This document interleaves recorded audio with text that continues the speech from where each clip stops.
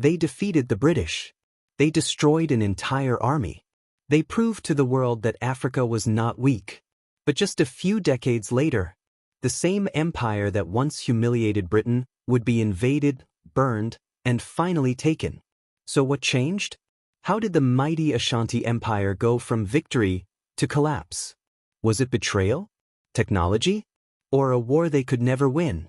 This is the next chapter. Before we dive into the main story, like and subscribe to our YouTube channel and click on the bell notification button for more interesting video like this.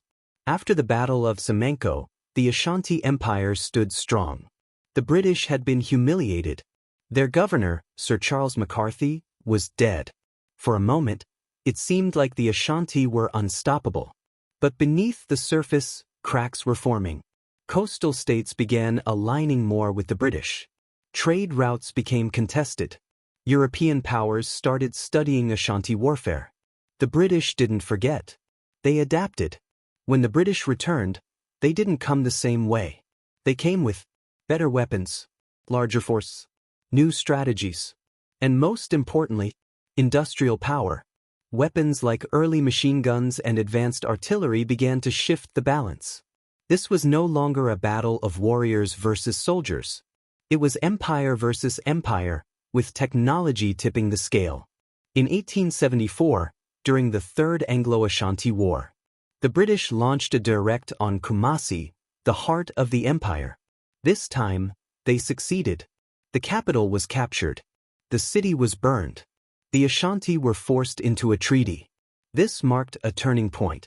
The empire was no longer untouchable. As pressure increased, internal challenges grew.